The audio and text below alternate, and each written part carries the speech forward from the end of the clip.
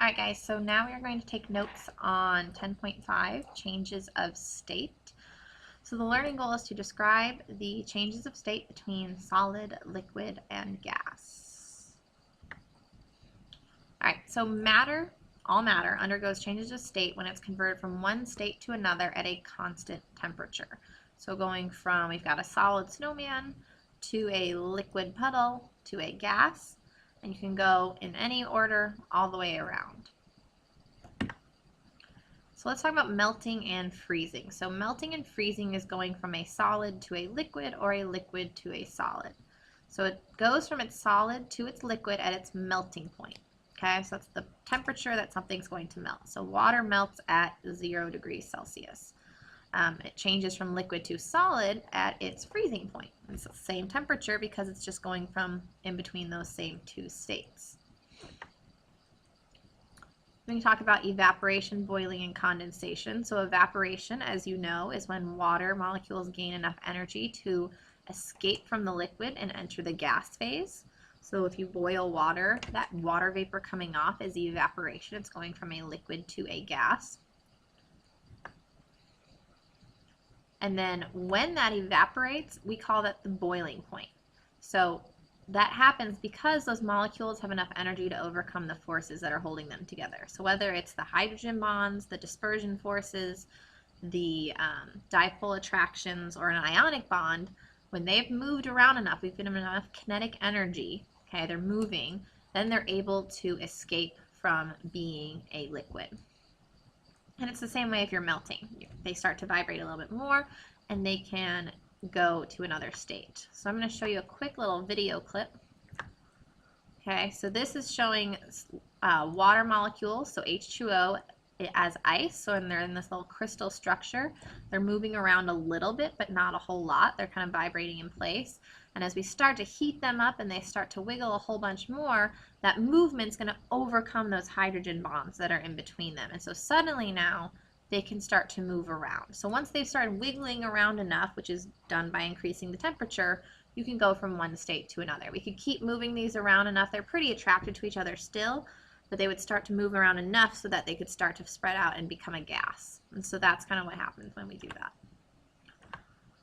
Condensation is going back the other way. So starting in a gas, water vapor is losing kinetic energy, so it's slowing down. So heat is kind of coming off, it's removed.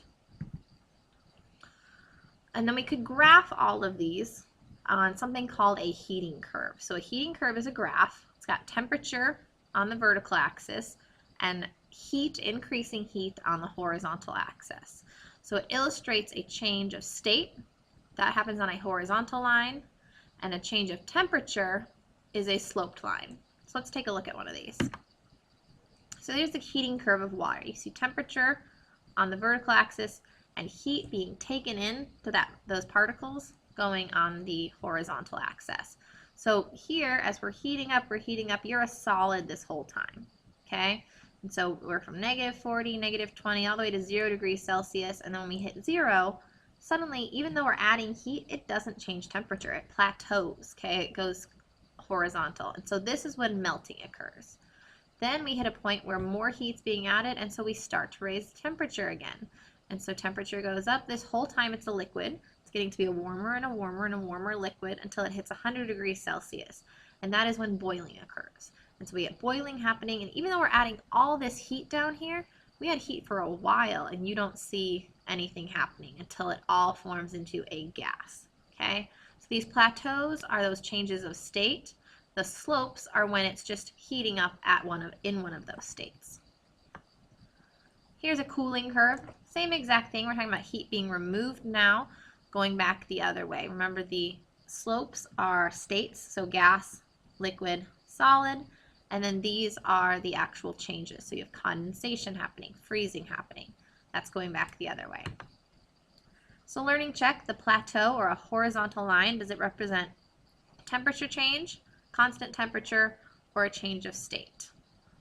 Okay, and then a sloped line, does that represent a temperature change, a constant temperature, or a change of state? So think about that for a second.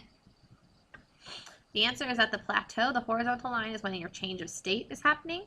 You're not increasing temperature, that's why it's staying horizontal. And a sloped line is when temperature is changing, but you're still staying within one state. All right, so we're going to look at the cooling curve of water. Water condenses at what temperature? Now, you have to remember condensation. What is that? That's going from a gas to a liquid, and that happens at 100 degrees, okay? At a temperature of 0, water does what? Well, if it's already in liquid form and it's at 0, it's going to go down to a solid, which is called freezing. And then when water freezes, is heat being added or removed? Now, this is a tough one. Freezing, is that endothermic or is that exothermic? Well, if you think about it, if I'm freezing, I need to get my particles closer together. I'm trying to kick out that energy. So it's actually exothermic because I'm trying to get all the energy out. So heat is removed. And that is the end of these notes.